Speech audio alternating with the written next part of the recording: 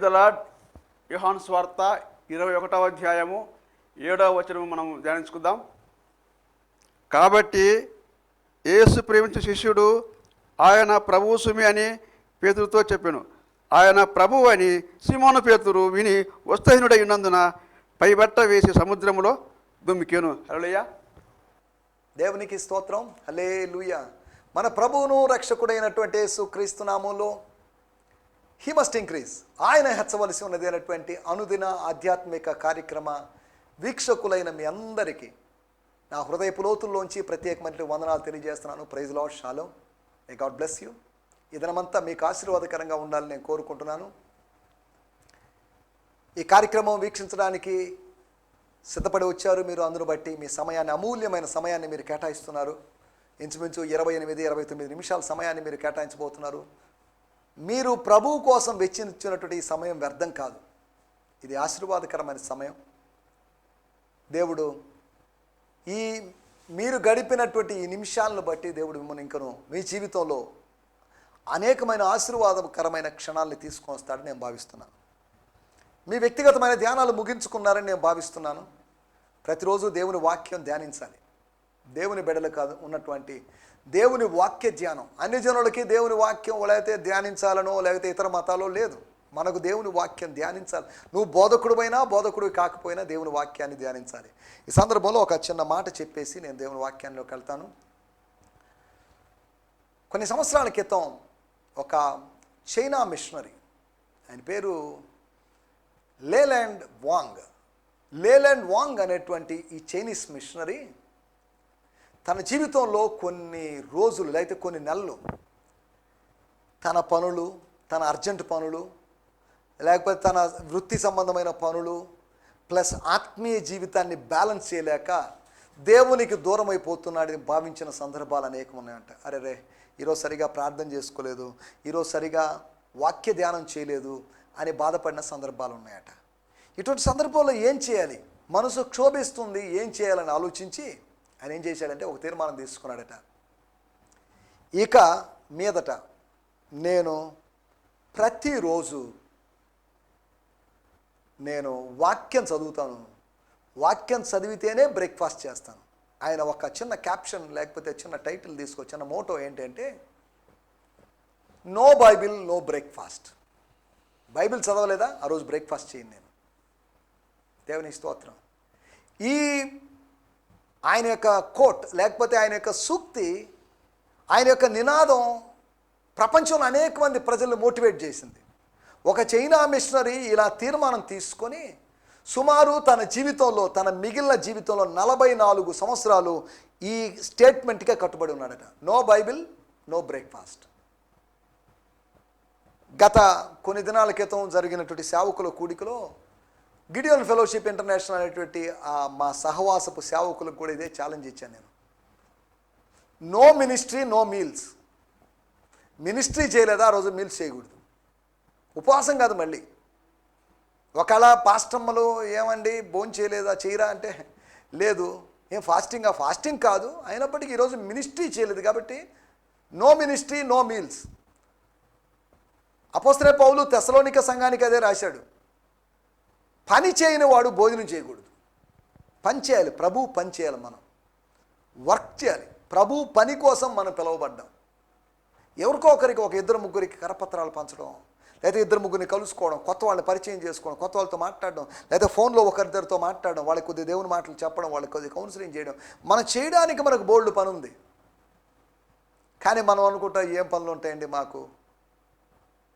మా కోసం మేము ప్రార్థన చేసుకునే టైం మాకు లేదని వాళ్ళు అంటుంటారు చాలామంది. కాబట్టి కాస్త సమయాన్ని కల్పించుకోండి, ఆత్మ సంబంధమైన విషయాలకు అవకాశం ఇవ్వండి. 2 స్టేట్మెంట్లు చెప్పాను. No Bible no breakfast, no ministry no meals. కాబట్టి జాగ్రత్తగా. అది రెండోది సేవకులకి, మొదటిది విశ్వాసులకి అనే సంగతిని. మళ్ళీ సేవకులు విశ్వాసులు అనే తారతమ్యాలు ఏంటి అలా విభజన చేస్తున్నాడు అనుకోవద్దు. మనందరం కొత్త నిబంధన ప్రకారం రాజులైన యాజక సమూహం, మనం యాజకులమే, న్యూ టెస్ట్మెంట్ ప్రీస్టులం మనం. కాబట్టి ఈ రెండోది కూడా మనకు వర్తిస్తుంది. మీ మీద అధికమైన భారం మోపడం నాకు ఇష్టం లేదు కాబట్టి సింపుల్గా నో బైబిల్ నో బ్రేక్ఫాస్ట్ అనే దానికి కట్టుబడి ఉన్నాం. ఈరోజు అక్కడ ఆఫీస్లో కొలీగ్స్ అడగొచ్చు, ఏంటి ఈరోజు బ్రేక్ఫాస్ట్ చేయలేదా ఏంటి? అవునండి, వాక్యం చదవలేదు. ఆ బ్రేక్ఫాస్ట్ చేసేటువంటి 10-15 నిమిషాల సమయాన్ని మీరు వాక్య ధ్యానం కోసం గడపచ్చు. ఇవన్నీ ఎందుకు చెప్తున్నానంటే, ఏ విధంగానైనా దేవుని వాక్యాన్ని చదవాలి, దేవుని వాక్యాన్ని నేర్చుకోవాలి. ఇంతకుముందు కూడా నేను చాలాసార్లు మీకు ఒక సవాల్ ఇచ్చాను. అది ఏంటంటే 2 నెలల్లోనో లేకపోతే 3 నెలల్లోనో లేదా 4 నెలల్లో కొత్త నిబంధన పూర్తి చేయడం, 260 అధ్యాయాలు ఉన్నటువంటి కొత్త నిబంధన పూర్తి చేయడం అనేది ఛాలెంజ్ మీకు ఇచ్చాను. మీకు ఎంతమందికి గుర్తుందో లేదో మరి నాకు తెలియదు, కానీ ఒక ఛాలెంజ్గా తీసుకున్నాం దేవుని వాక్యాన్ని. ఎందుకు దేవుని వాక్యాన్ని చదవాలి అంటే, ఈ దేవుని వాక్యం మన చేతిలో రావడానికి అనేక మంది దైవజనులు బలైపోయారు. వాళ్ళ యొక్క ప్రాణ త్యాగాలు ఉన్నాయి. ఈ పుస్తకం ఆషామాషిగా మన దగ్గరికి రాలేదు. ఈ పుస్తకం రావడం వెనుక అనేక మంది యొక్క కన్నీళ్ళు ఉన్నాయి. ఈ పుస్తకం మన చేతిలో రావడం వెనుక అనేక మంది చిందించిన రక్తపు బొట్లు ఉన్నాయి. ఇది ఊరినే ఏదో ఆషామాషి పెట్టకథల కట్టుకథల పుస్తకం కాదు ఇది.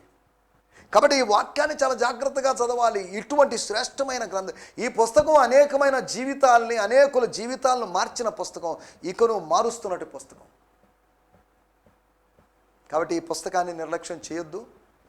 మీ బ్యాగ్స్లో, స్త్రీలైనట్టు వారు, సహోదరులైనట్టు వారు, మీ హ్యాండ్ బ్యాగ్స్లో చిన్న న్యూ టెస్ట్మెంట్ ఇలాంటిది, ఒకవేళ ఫాదర్స్ లైఫ్ న్యూ టెస్ట్మెంట్ అనేటువంటి ఈ ఇంగ్లీష్ కొత్త నిబంధన ఉంటేనే మీరు ఎక్కడే తీసుకుని వెళ్ళండి. దీన్ని చదువుతూ ఉండండి. దీని మాటలు మీరు అర్థం చేసుకోవడానికి ప్రయత్నం చేస్తూ ఉండండి. ఈ ఫాదర్స్ లైఫ్ న్యూ టెస్ట్మెంట్ అనేది ఇక్కడెక్కడ షాప్స్లో దొరకదు, కానీ మీరు ఆన్లైన్లో ఆర్డర్ చేస్తే ఇది మీకు ఫ్రీగా పంపిస్తారు. నేను ఇప్పటికే చాలా పుస్తకాలు కొత్త నిబంధన తెచ్చుకొని సహోదరులకి వాళ్ళకి పంచడం జరిగింది. ఒకటొకటే ప్రతి నెల ఒక పుస్తకాన్ని వాళ్ళు పంపిస్తారు. agrainofwheat.com అనేటువంటి వెబ్సైట్లోకి వెళ్తే మీకు కొత్త నిబంధన అందుబాటులో ఉంది.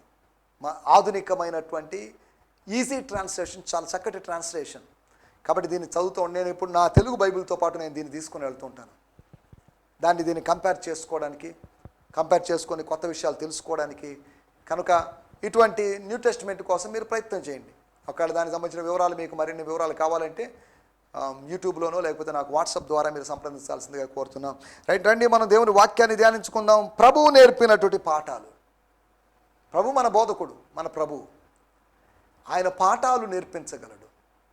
He could teach lessons to us. ఆయన్ని మించిన బోధకుడు లేడు. ఆయన అద్భుతమైన బోధకుడు. మనకెన్నో పాఠాలు నేర్పించగలడు. తన శిష్యులైన వారు 70 మందికో లేకపోతే 12 మందికో లేదా 3 కాదు, ఆయన ఎంతమందికైనా పాఠాలు నేర్పించగలడు.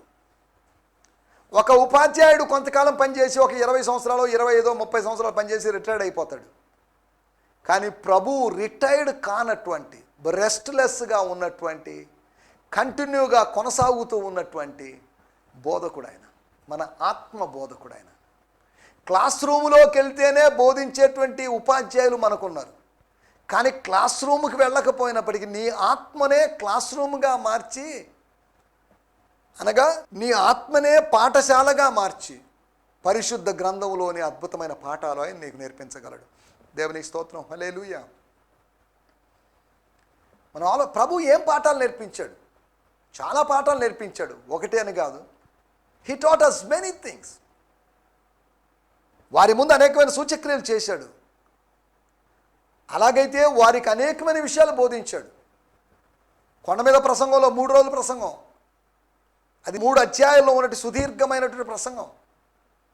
అది పూర్తిగా అందుబాటులోకి వచ్చిందని నేను అనుకోవడం లేదు. ఇంకా మిస్ అయిపోయినాయి. కాకపోతే మనకు కావాల్సిన ఎసెన్స్ అందింది. లేదంటే 3 రోజులు ఆయన చేసిన ప్రసంగం, లేకపోతే ఒలివర్ డిస్కోర్స్, లేదా ఇటువంటి ప్రసంగాలు, శిష్యుల యొక్క ప్రశ్నలకు ఆయన సమాధానాలు ఇవ్వడాలు, ఇటువంటి ఎన్నో ఉన్నాయి. ఆయన మనకు అనేకమైన విషయాలు ఆయన పరమ బోధకుడు. ఈ లోకంలో బోధకులు మిస్టేక్స్ చేయొచ్చేమో, కానీ మిస్టేక్స్ చెప్పొచ్చేమో, బోధించవచ్చేమో, కానీ మన బోధకుడు ఎప్పుడు మిస్టేక్స్ చేసేవాడు కాదు, మిస్టేక్స్ బోధించేవాడు కాదు.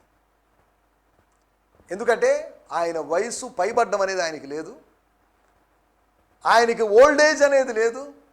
ఆయన నిత్య యవ్వనుడిగానే ఉంటాడు. ఆయన నిత్యము మనకు బోధిస్తూనే ఉంటాడు. దేవుని స్తోత్రం.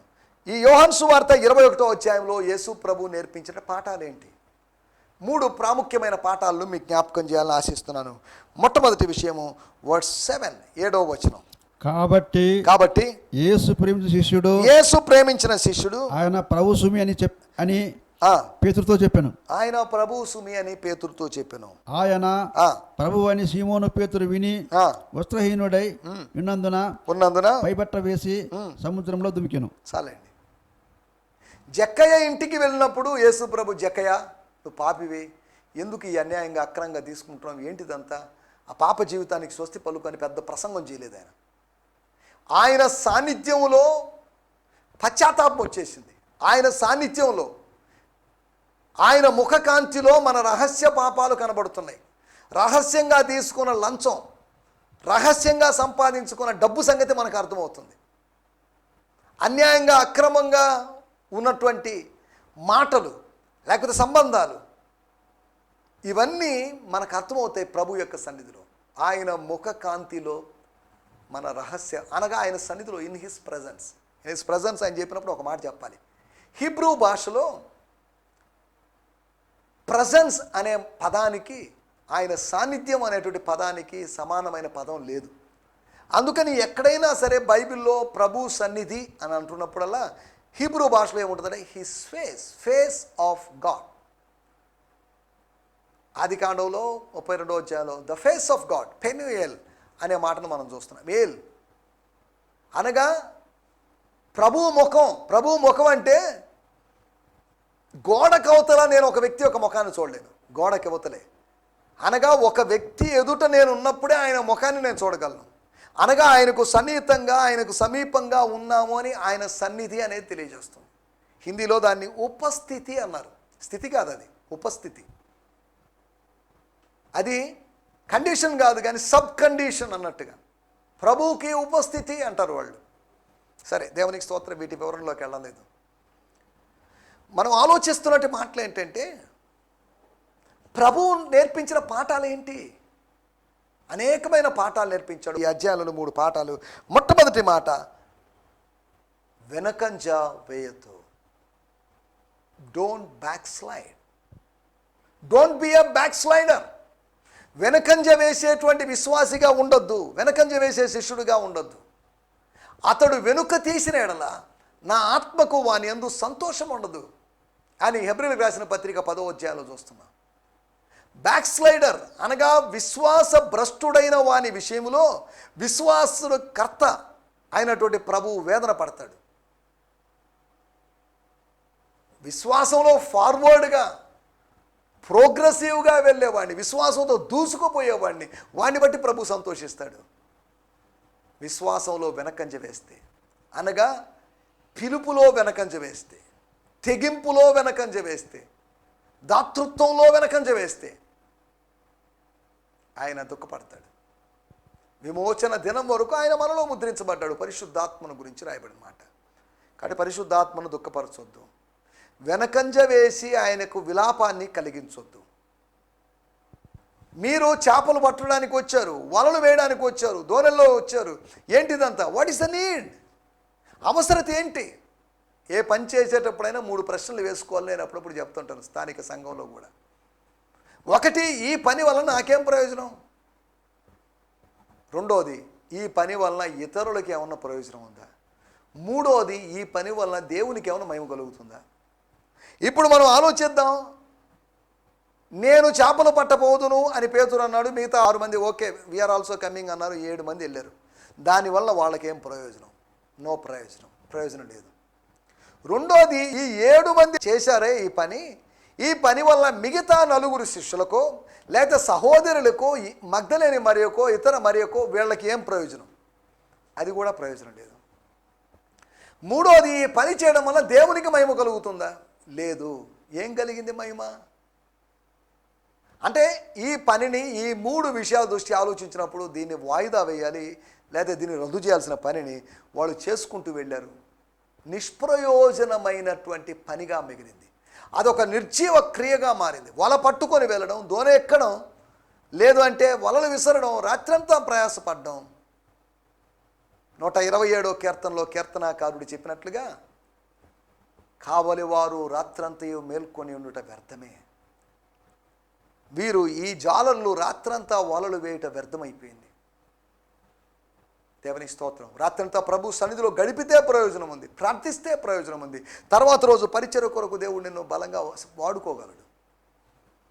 కానీ రాత్రంతా భౌతికమైన పనుల్లో నువ్వు లీనమైపోయింటే దానివల్ల ఎటువంటి ప్రయోజనం లేదు. ఒకటి, వెనుకంజ వేయొద్దు. అది దేవుడు నీకు నేర్పించేటువంటి పాఠం. సమస్యలు రావచ్చు, సేవ చేయను, నా వల్ల కాదు అని చెప్పేసి వెనకంజ వేయొద్దు. నాగటి మీద చేయి పెట్టి వెనకంజ వేయవద్దు, వెనక తట్టు చూడొద్దు. Don't look back as you kept your hand on the plough. నాగటి మీద చేయి పెట్టావు, ఎందుకు వెనక్కి చూడటం? చూడొద్దు, ముందుకే చూడు. సేవలోకి వచ్చి ఎందుకు వెనక్కి చూడటం? కుటుంబంలో సమస్యలను బట్టి ఎందుకు వెనక్కి చూడటం? Don't look back. సంఘములో సమస్యను బట్టి ఇంకో సంఘం, ఆ పక్క సంఘం, ఆ సంఘం అని ఎత్తుక్కోవాల్సిన పని లేదు. Don't look back. వెనుకంజ వేయకు. ప్రభు మనతో మాట్లాడుతున్న మాట, వెనుకంజ వేయకు. దేవునికి స్తోత్రం, హల్లెలూయా. రెండో మాట మీకు జ్ఞాపకం చేస్తాను. ఇదే అధ్యాయంలో 17వ వచనం, వర్స్ 17. యోహాను కుమారుడైన సీమోను, నన్ను ప్రేమిస్తున్నావా? యోహాను కుమారుడు అయిన సైమాన్, నన్ను ప్రేమిస్తున్నావా అని అతన్ని అడిగాను. నన్ను ప్రేమిస్తున్నావా అని మూడవసారి తను అడిగినందుకు, ఒకటి కాదు, రెండు కాదు, మూడోసారి అడిగినందున పేతురు వ్యసనపడి, ప్రభువా, నీవు సమస్తం ఎరిగిన వాడవు, నిన్ను ప్రేమించున్నానని నీవే ఎరుగుదువని ఆయనతో చెప్పాను. Then he said to him the third time, Simon, son of John, do you love me? Peter was grieved because he said to him a third time, do you love me? And he said to him, Lord, you know all things. You know that I love you. Jesus said to him, feed my sheep. మూడోసారి కాదు, 33సారి కాదు, 333సారి అడిగినా కానీ వ్యసన పడాల్సిన అవసరం లేదు. మిక్కిలి వ్యసన పడ్డాడు అని ఒక ధనవంతుని గురించి రాయబడింది. వ్యసన పడాల్సిన అవసరం లేదు. అఫెండ్ కావాల్సిన పని లేదు. అభ్యంతర పడాల్సిన అవసరం లేదు. ఈగో హర్ట్ కావాల్సిన అవసరం లేదు. ప్రేమిస్తున్నావా? ప్రేమించలేకపోయాను. ప్రేమిస్తున్నాను అనుకో, నేను ప్రేమించడం లేకపోయాను, ప్రేమించేటువంటి అనుభవంలో కొనసాగలేకపోయాను. నిన్ను మరింత ఎక్కువగా ప్రేమించడానికి నాకు సహాయం చేయి ప్రభు అని అడిగింటే ఎంత బాగుండేది. నువ్వు విశ్వాసంలో స్థిరపడినట్లు నేను నీకోసం ప్రార్థన చేశాను పీటర్, బాగానే ఉంది. అలాగైతే పేతురు అడిగి ఉండాల్సిందే. నిన్ను ప్రేమించాల్సిన రీతిగా ప్రేమించలేకపోయాను. I couldn't love you properly, కాబట్టి make me to love you more అని అడిగింటే ఎంత బాగుండేది. అనగా పశ్చాత్తాపానికి, ప్రార్థనకి ప్రభు అవకాశం కల్పిస్తున్నాడు. నీ తమ్ముడు ఎక్కడా అని అడుగుతున్నప్పుడు పశ్చాత్తాపానికి అవకాశం ఇస్తున్నాడు.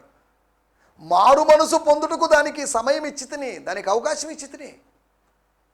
తొయితేరా సంఘపు దూతకు ఉత్తరం రాస్తున్నప్పుడు యజబేలు అనే స్త్రీని నువ్వు ఉండనిచ్చావు కదా, దానికి నేను టైం ఇచ్చాను. ప్రతి మనిషికి రిపెంటెన్స్కి ఆయన సమయం ఇస్తున్నాడు, పశ్చాత్తాపానికి సమయం ఇస్తున్నాడు. నీకు నాకు పశ్చాత్తాపానికి సమయం ఇచ్చాడు. సుమారు 27 సంవత్సరాల క్రితం పశ్చాత్తాపానికి నాకు సమయం ఇచ్చాడు.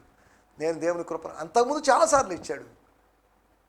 కానీ సమయమైనప్పుడు దేవుని సమయంలో ఆ పశ్చాత్తాపానికి దేవుడిచ్చిన సమయాన్ని నేను సద్వినియోగం చేస్తున్నాను. నేను రక్షింపబడ్డాను. ఆయన సమయము అవకాశం ఇవ్వకపోతే నేను రక్షింపబడినవాడిని కాదు. ఇందులో నాదేముంది గొప్పతనం? రక్షింపబడ్డ నేను రక్షింపడ్డా అంటే ఐఎమ్ సంథింగ్ గ్రేట్ అనుకోవద్దు. నేను సేవలో ఉన్నానంటే నేనేదో గొప్పవాడిని అనుకోవద్దు. It's grace. ఇట్స్ గ్రేట్ కాదు, గ్రేస్. అందరూ గ్రేట్ గ్రేట్ అనుకుంటారు. గ్రేట్ కాదు, గ్రేస్. లోకంలో గ్రేట్ ఉంది, ఆత్మీయ ప్రపంచంలో గ్రేస్ ఉంది అనేటువంటి సంగతిని మీకు జ్ఞాపకం చేస్తున్నాను. సరే, దేవునికి స్తోత్రం. రెండో విషయం, మొట్టమొదటి విషయం వెనుకంజ వేయొద్దు. రెండో విషయము వ్యక్తం చేయి, ఎక్స్ప్రెస్ యువర్ లవ్. ప్రేమను వ్యక్తం చేయాల్సిన అవసరం ఉంది. ప్రేమ కేవలం మనసులో దాచుకోవాల్సింది కాదు, క్రియాత్మకంగా దాన్ని వ్యక్తం చేయాలి. నోటితో కాదు, నాలుకతో కాదు, మాటలతో కాదు, క్రియలతో ప్రేమింతుము. Love with works, love with deeds. మాటలతో 3 మంది ప్రేమిస్తారు, మాటలతో ప్రేమ కాదు. ఒక క్రియాత్మకమైన ప్రేమను క్రీస్తు విషయంలో మనం ప్రదర్శించాల్సినటువంటి అవసరం ఉంది. మన ప్రేమను ఎక్స్ప్రెస్ చేయాలి. చాలామంది ఎక్స్ప్రెస్ చేయలేకపోతున్నారు. అక్కడ మళ్ళీ ఈగో వచ్చేస్తుంది. మనం ప్రేమిస్తున్నామని చెప్తే ఎలా ఉంటుంది? ఐ లవ్ యూ జీసస్ అంటే ఎలా ఉంటుంది? ఐ లవ్ ఇండియా అని చెప్పడానికి సిగ్గుపడడం లేదు, మొహమాట పడడం లేదు. ఐ లవ్ జీసస్ అనడానికే కాస్త మొహమాట పడుతున్నారు. I love him more. Yesu నేను ప్రేమిస్తున్నాను బికాస్ హీ లవ్డ్ మీ. ఆయన నన్ను ప్రేమించాడు కాబట్టి ప్రేమిస్తున్నాను.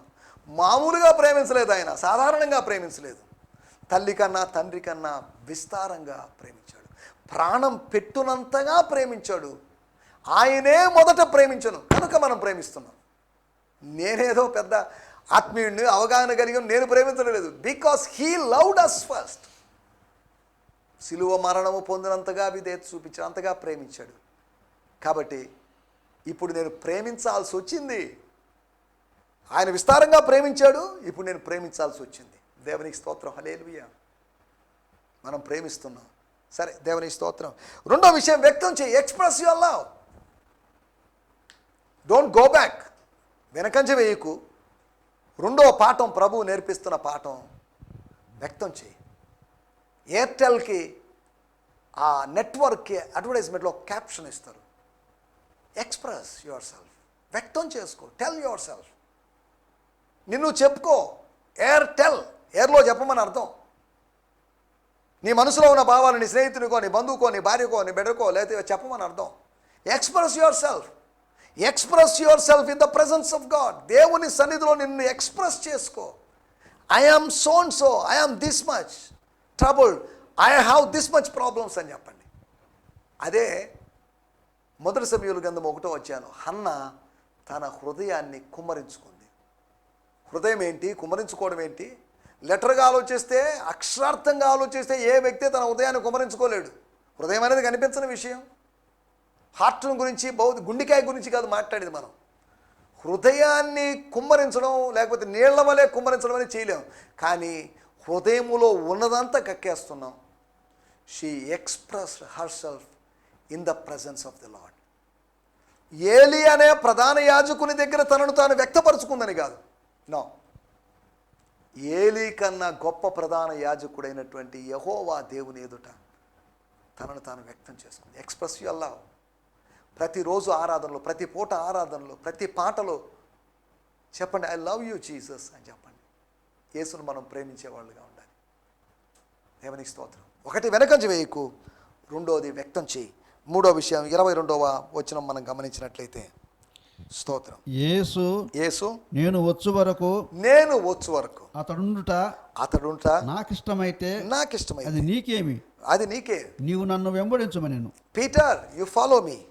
నన్ను వెంబడించవయ్యా బాబు. వెంబడించమని యేసు ప్రభు పీటర్ గారికి ఎప్పుడో లూకాసు వార్త 5వ అధ్యాయంలో పిలుపునిచ్చాడు. ఫాలో మీ, శిష్యులారా follow me, come and follow me అని చెప్పాడు. కానీ ఫాలో చేయడం లేదు. Jesus said to him, if it is my will that he remains until I come, what is that to you? You follow me. నువ్వు follow కావయ్యా బాబు. ఫేస్బుక్లో వాటిల్లో చూస్తే following, పలాని ఆథర్ని follow చేస్తున్నాం, పలాని వ్యక్తిని, పలాని సెలబ్రిటీని ఫాలో చేస్తున్నాం, పలాని హీరోని ఫాలో చేస్తున్నాం, బాగానే ఉంది. కానీ ఆర్ యు ఫాలోయింగ్ జీసస్? యేసు ప్రభు నేర్పిస్తున్న పాఠం, మూడో పాఠం, యోహాను పరిస్థితి ఏంటో, లేకపోతే ఇస్కరియోతు కాని వాడైనటువంటి యూదా పరిస్థితి ఏంటో, లేకపోతే ఇస్కరియోతు యూదా పరిస్థితి, నీకెందుకా ఇవన్నీ? It is none of your business, you just follow me. దేవుని స్తోత్రం. వాళ్ళ పరిస్థితి, వీళ్ళ పరిస్థితి, వాళ్ళ విషయాలు జోక్యం చేసుకొని, వీళ్ళ విషయాలు జోక్యం చేసుకోవాలని ప్రయత్నం చేయొద్దు. It's none of your business. You follow me, follow Jesus. యేసును వెంబడించు. దేవుని స్తోత్రం. యేసును వెంబడించడానికే మనం పిలువబడ్డాం. ఒకటి, వెనుకంచి వేయొద్దు. రెండోది, వ్యక్తం చేయి. మూడోది, వెంబడించు. శిష్యుని యొక్క లక్షణం. ఎవడైనా నా శిష్యుడు కాగోరిన ఎడల తన సిలువను ఎత్తుకొని, తను తాను ఉపేక్షించుకొని నన్ను వెంబడించాలి. దేవుని స్తోత్రం. హల్లెలూయా. ఫాలో మీ అంటే, ఫాలో మీ అని ప్రభువు చెప్పాడంటే, I'm living my foot prints. నా యొక్క అడుగు జాడలు వదిలేసి వెళ్తున్నా నేను. ఆ అడుగు జాడల ప్రకారం ముందుకు సాగండి. ఆ అడుగులో అడుగు వేసి ముందుకు నడవండి అని అర్థం. ఆయన మనకు మాదిరి ఉంచిపోయాడు, ఒక మోడల్ ఉంచిపోయాడు, ఒక సిస్టాన్ని, ఒక ఫ్రేమ్ని, ఒక విధానాన్ని చూపించిపోయాడు. కాబట్టి we can easily follow him. It's very easy to follow him by the grace of God. దేవునికి స్తోత్రం. హల్లెలూయా. నా మాటలు నేను ముగిస్తున్నాను. 3 విషయాలు మనం ఆలోచించాం. యేసు ప్రభు, పునరుత్థానుడైనటువంటి యేసు ప్రభు గలిలయ లేకపోతే ఆ సాగర తీరంలో, లేకపోతే ఆ తిబెరయ సముద్ర తీరంలో ఉన్నటువంటి ఆ శిష్యులకి, తిబెరయ తిమిరములో ఉన్నటువంటి శిష్యులకి నేర్పిస్తున్నటువంటి 3 పాఠాలు మనం ఆలోచిస్తున్నాం. ఈ పాఠాలు మనకు కూడా వేరు తిమిరపు అనుభవాల్లో ఉన్నటువంటి మనకు కూడా ఈ పాఠాలు వర్తిస్తాయి. వాళ్ళకి మాత్రమే కాదు. 1, వెనుకంజ వేయొద్దు. 2, వ్యక్తం చేయి. 3, వెంబడించు. దయచేసి తలలోంచండి, చిన్న ప్రార్థన చేసుకుందాం. దయచేసి అందరం కళ్ళు మూసుకుందాం. చిన్న ప్రార్థన. ఎలా ఉన్నాం మనం? ప్రభువు నేర్పిస్తున్న పాఠం మనం స్వీకరిస్తున్నామా? ప్రభువు నేర్పించిన 3 పాఠాలు మన ముందున్నాయి. ఈ పాఠాల ప్రకారం మనం పయనించాల్సిన అవసరం ఉంది. ప్రార్థన. పరిశుద్ధుడైన మా దేవా, మీకు వందనాలు చెల్లిస్తున్నాం. మీరు మాకు నేర్పిస్తున్న పాఠాల కొరకై మీకు వందనాలు. అలనాడు పునరుత్థానుడు అయిన తర్వాత 3వసారి శిష్యులకు ప్రత్యక్షమై వెనుకంజ వేయవద్దని, వ్యక్తం చేయమని, వారి మనసుల్లో దాగి ఉన్నట్టు ప్రేమను వ్యక్తం చేయమని, అంతేకాకుండా వేరు వ్యక్తుల యొక్క పరిస్థితుల గురించి ఆలోచించకుండా వెంబడించమని, విశ్వాసమునకు కర్తవైన నిన్ను మాత్రమే వెంబడించమని మీరు మాకు ఇచ్చిన పిలుపుల కొరకై మీకు వందనం చేయిస్తున్నాం. మీరు నేర్పించిన పాఠాల కొరకై మీకు వందనం చేయిస్తున్నాం.